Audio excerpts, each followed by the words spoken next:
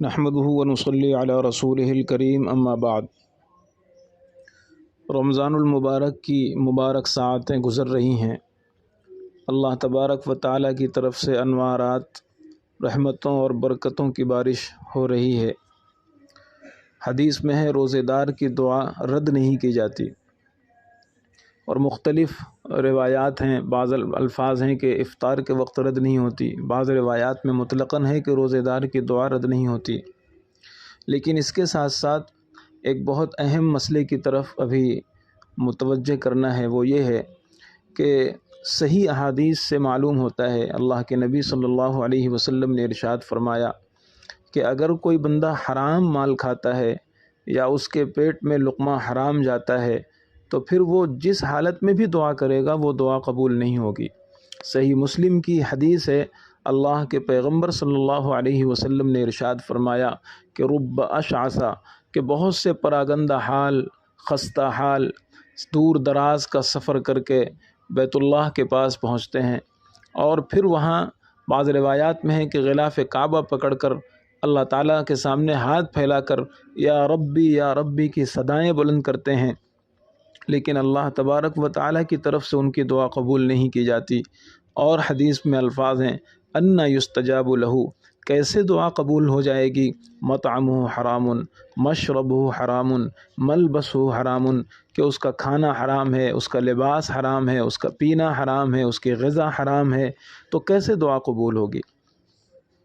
بعض روایات سے معلوم ہوتا ہے کہ حرام لقمے کی نحوست یہ ہے کہ 40 دن تک اعمال قبول نہیں ہوتے۔ معجم صغیر اور معجم اوسط وغیرہ کی روایت ہے کہ اللہ تبارک و تعالیٰ 40 دن تک عمل قبول نہیں فرماتے۔ بعض روایتوں میں دعا اور نماز کا ذکر ہے۔ تو ان تمام روایات کی روشنی میں ہمیں بہت اس چیز کا نوٹس کرنا چاہیے کہ خاص طور پر رمضان میں کہیں حرام لقمہ تو ہمارے پیٹ میں نہیں جا رہا ہے۔ بہت سی مرتبہ ہم حلال کماتے ہیں، لیکن لاشعوری طور پر اور غفلت کی وجہ سے ہم حرام لقمہ اپنے پیٹ میں داخل کر لیتے ہیں۔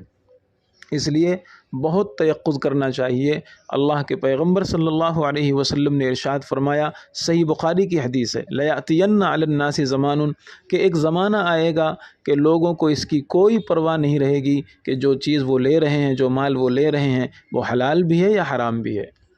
تو اس لیے اب ہمیں تیقظ اور بیدار مغزی کا ثبوت دینا چاہیے۔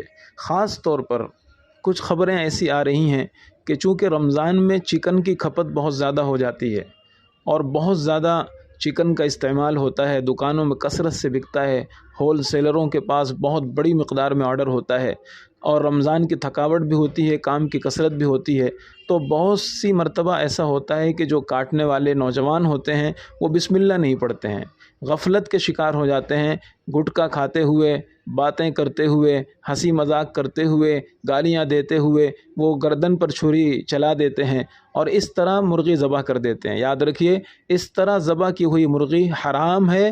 قرآن پاک نے منع کیا ہے وَلَا تَأْكُلُوا مِمَّا لَمْ يُذْكَرِ اسْمُ اللَّهِ عَلَيْهِ، کہ جس جانور پر اللہ کا نام نہ لیا گیا ہو، غفلت سے جان بوجھ کر چھوڑ دیا گیا ہو، وہ حرام اور مردار ہو جاتا ہے۔ تو ایسی جگہ روڈ پر ہر بکنے والی چیز کو کھا لینا، لے لینا، یہ دانش مندی نہیں ہے۔ اگر چکن کا کوئی آئٹم استعمال کرنا ہے تو اپنے سامنے فریش چکن کٹوانا چاہیے اور زور سے بسم اللہ پڑھوانا چاہیے، اور پھر گھر میں آ کر کے اس کو استعمال کیجئے، بنوائیے۔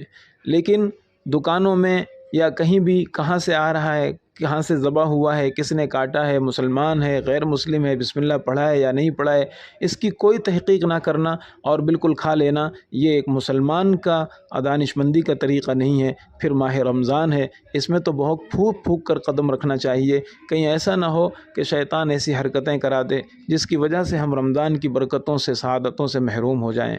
تو کوشش یہ کیجئے جہاں بھی جائیں اپنے لوگوں میں بات چلائیں کہ بھائی بسم اللہ زور سے زور سے پڑھو۔ دکاندار سے کہیں آپ مسلمان ہیں، آپ پڑھتے ہیں بسم اللہ، لیکن آپ ہمیں سنا کر پڑھو، زور سے پڑھو۔